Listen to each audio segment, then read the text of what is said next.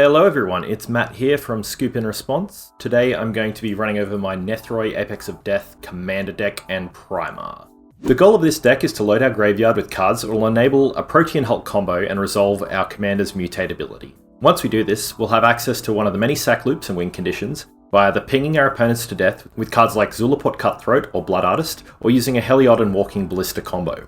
We're usually going to be one of the slower decks on a table unless we get nut draws, so the deck has a considerable amount of Stax pieces to slow down our opponent's win conditions and stop them from interacting with us. Let's break down the deck.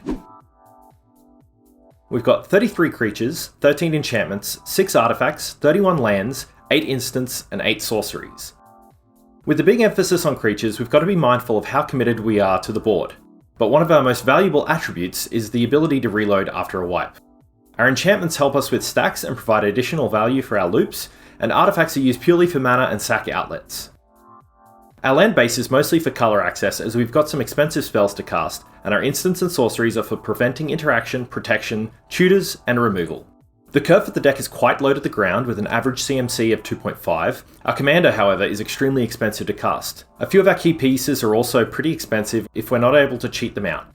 Most of the time we won't be casting any permanent above 4 mana cost other than our commander, unless things are going very badly. 80% of our creatures cost 3 or less, so we should be able to establish a board presence quite quickly. We can break them down into 6 categories: dorks, ramp, sack outlets, pingers, protection and stacks, and win conditions.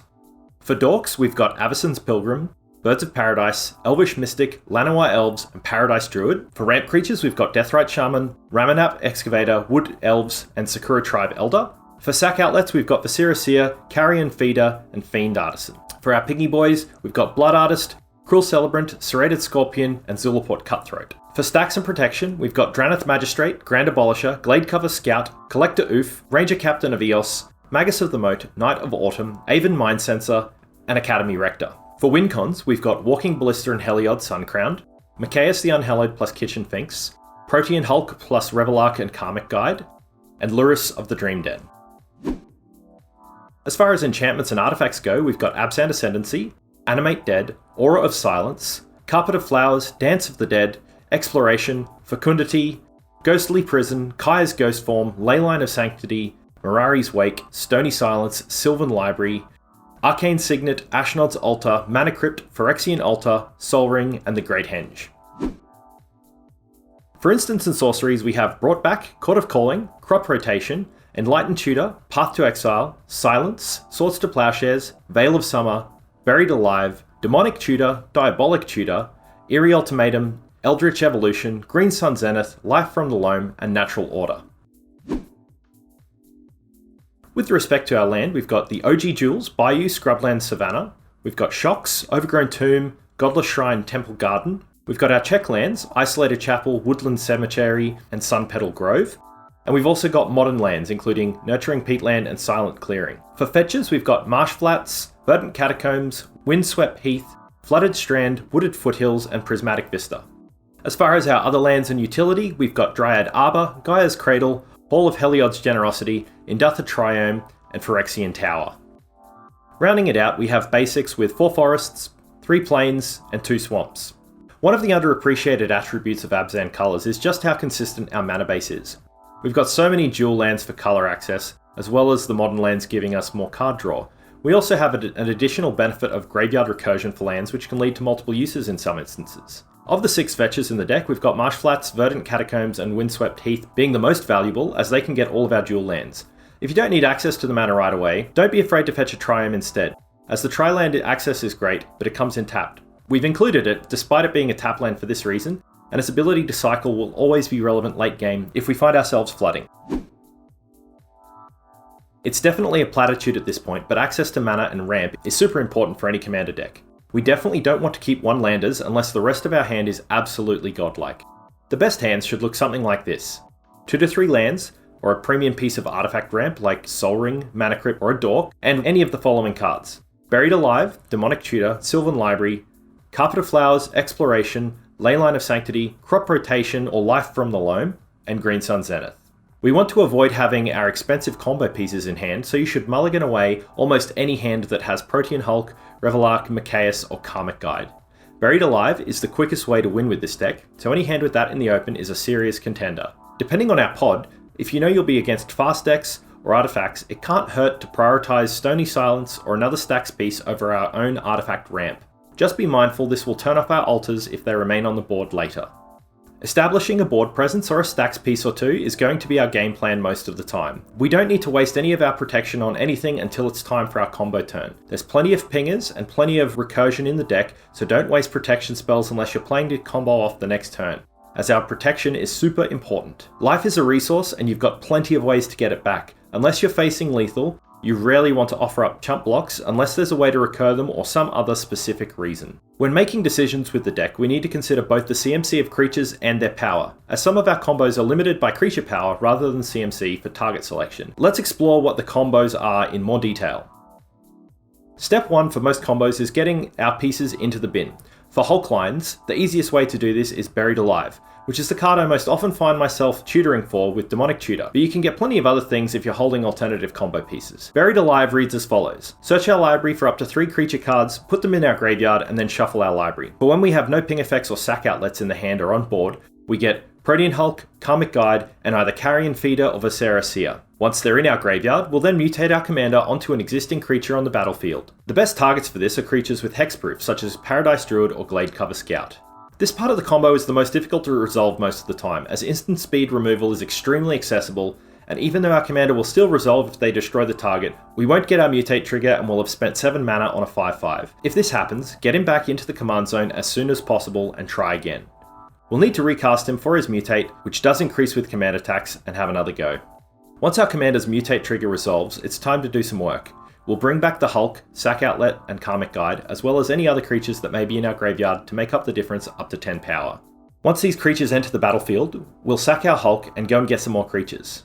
Typically, we'll go and fetch Karmic Guide and any 1-drop. From here, we sack our Karmic Guide and then sack our Rebel Arc, targeting the Karmic Guide. As the Karmic Guide enters the battlefield, we return our Protean Hulk to the battlefield.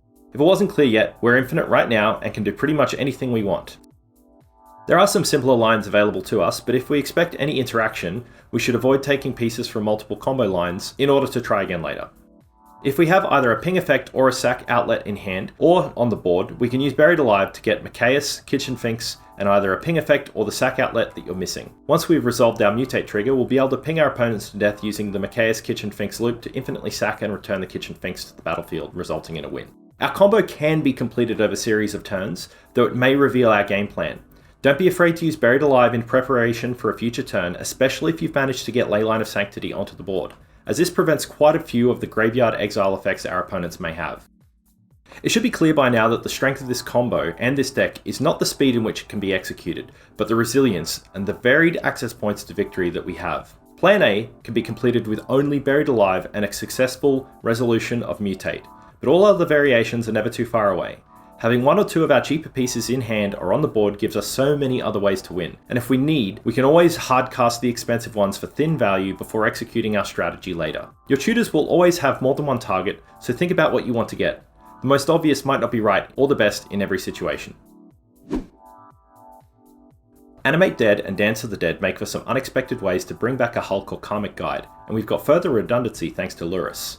We can scrape together an infinite combo by looping Phyrexian Altar plus Kaya's Ghost Form on Lurrus, as each instance of Lurrus entering the battlefield can then collect the Ghost Form that was put into the graveyard, paid for with Phyrexian Altar's mana indefinitely. This is a sorcery speed combo, so don't expect to win versus a Swords or a Path, but it can definitely win you the game. This one's very compact, but can additionally work from the graveyard if you have a Mikaeus or Mirari's Wake on the battlefield, so don't be hesitant to try this. Star City Games puts our deck cost at $1,923 at the time of recording, which is obviously already super cheap, but let's take a look at some of the more expensive cards in the deck and work out what we can cut. By removing just 5 cards, we can save $1,051. Those cards are Guy's Cradle, Bayou, Savannah, Scrubland, and Mana Crypt. We can swap these out for Growing Rites of Itlamok, Temple of Malady, Temple of Plenty, Temple of Silence, and a 1 Power Stone. So that brings our deck down to $871 already. If we remove the fetches, we can save another $141, bringing the total down to $730. We can swap these out for Canopy Vista, Scattered Groves, Irrigated Farmland, Fabled Passage, and Llanowar Wastes. Scrapping the Shocks and Dryad Arbor will save us another $46, bringing the total down to $684.50, and we can swap these out for gates or basic lands. We can bring the total down further to $593.50 by removing Enlightened Tutor, Demonic Tutor, Natural Order, Green Sun Zenith, and Life from the Loam. These can be replaced with Idyllic Tutor, Eladamri's Call, Uncaged the Menagerie, Beast Whisperer, and Sylvan Scrying.